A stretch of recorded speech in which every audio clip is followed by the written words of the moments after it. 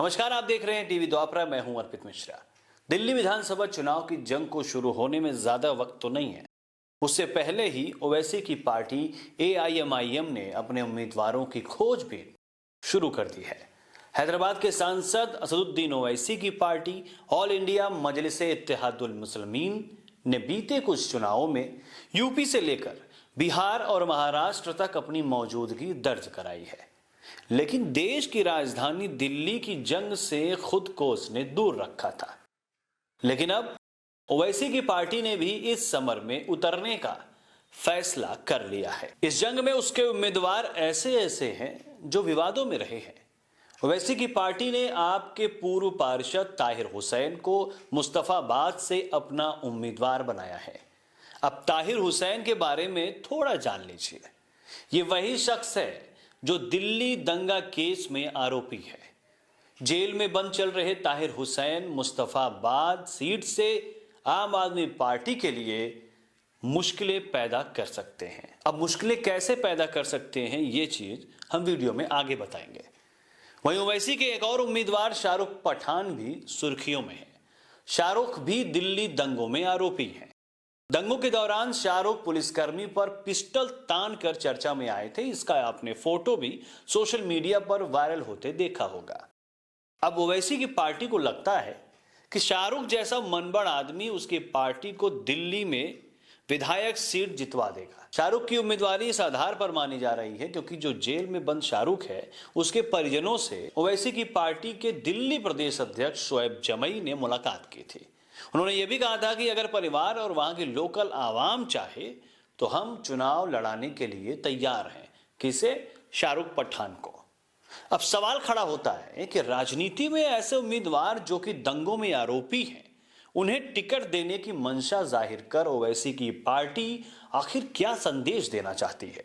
क्या ओवैसी की पार्टी विवादित चेहरों को मौका देकर दिल्ली की सियासत में डेब्यू कर पाएगी?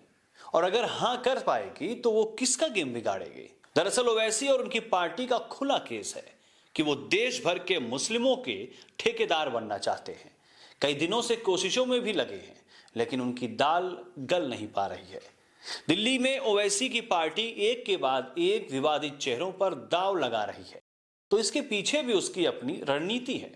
ओवैसी और उनकी पार्टी की रणनीति मुस्लिम पॉलिटिक्स की पिच पर एक पैन इंडिया विकल्प बनने की है। उनका संदेश साफ है कि जिन मुस्लिम नेताओं से बाकी की सेकुलर पार्टियां किनारा कर रही हैं, हम उन नेताओं के साथ ही उनके परिवार के साथ भी खड़े हैं। हम ही हैं मुस्लिमों के असली चिंतक, ठेकेदार। हमारे साथ देश भर का मुसलमान आए, हम उनके लिए आवाज उठाएंगे। लेकिन सच पूछिए तो ओवैसी की इस मंशा को झटका तब लगता है जब उन्हें दूसरी राजनीतिक दलों की बी टीम कह दिया जाता है। वोट कटुआ भी कुछ लोग कह देते हैं। दिल्ली में मुस्लिम मतदाता कभी कांग्रेस के साथ हुआ करते थे, लेकिन अब वो आम आदमी पार्टी के साथ शिफ्ट हो चुके हैं। नुकसान कांग्रेस का हुआ है। ऐसे में राजधानी की सियासत में जमीन बनानी है तो पार्टी के लिए ताहिर हुसैन जैसे चेहरे बेहद जरूरी हो जाते हैं, जिन्हें दिल्ली दंगों के दौरान IB कर्मचारी अंकित शर्मा की हत्या के आरोप में जेल जाने के बाद आम आदमी पार्टी ने निष्कासित कर दिया था। ऐसे में दिल्ली में ओवैसी अपनी सक्रियता दिखाने में लगे हैं। इससे सबसे ज्यादा बेचैनी आम आदमी पार्टी को हो रही है। अब क्यों हो रही है, जरा वो समझ लीजिए। दरअसल केंद्र शासित प्रदेश में 2011 की जनगणना के मुताबिक करीब 12% मुस्लिम हैं, जो कुल 70 विधानसभा सीटों में लगभग दर्जन भर विधानसभा सीट पर जीत हार तय करने में निर्णायक भूमिका निभाते हैं। सीलमपुर, बाबरपुर, बल्ली महाराज, चांदनी चौक, ओखला, जंगपुरा जैसी मुस्लिम बाहुल विधानसभा सीटों पर ओवैसी की पार्टी अपने उम्मीदवार उतारने की तैयारी में है। ओवैसी की पार्टी अगर मुस्लिम वोट बैंक साधने में सफल रही तो इसका नुकसान सीधे तौर पर सत्ताधारी आम आदमी पार्टी को उठाना पड़ सकता है। बाकी खबरों के लिए देखते रहिए टीवी द्वापरा। धन्यवाद।